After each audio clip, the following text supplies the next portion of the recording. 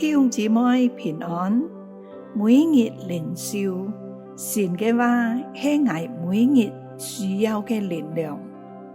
今日愛讀嘅經文係腓立比書3章7到8節上半段。只是我先前以為與我有益的，我現在因基督都當作有損的。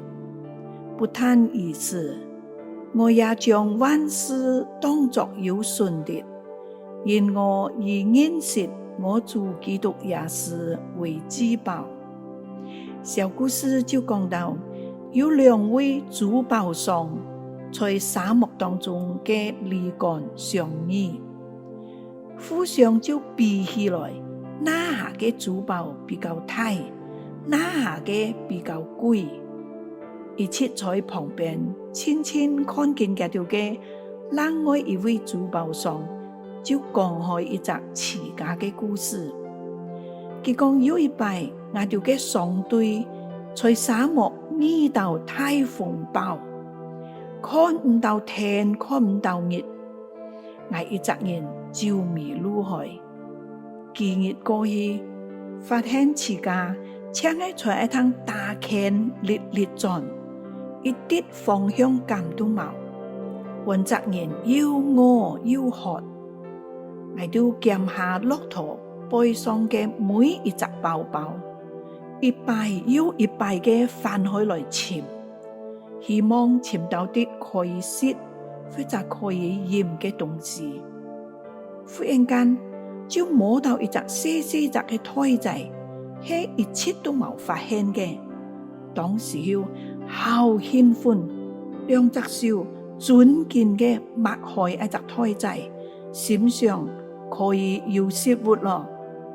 但係當我發現又係一胎珍珠嘅時候，你可以想我嘅心情係兩邊樣嘅。我就來咩想，係嘅，當生命嘅必需品冇嘅時候，再多嘅財富也冇用。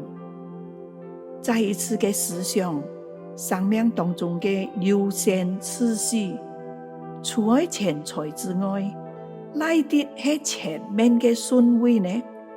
哪啲係我就應該緊把握緊嘅呢？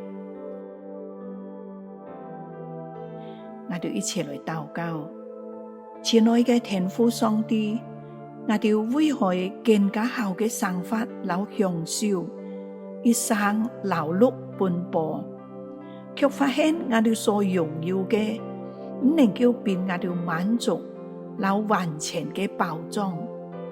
主啊，感謝你，讓我哋認識你，你係看顧老供應我哋需要嘅主。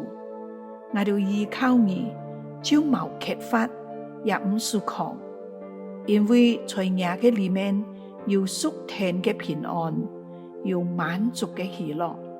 我哋感恩禱告，係奉主耶穌基督嘅名，阿們。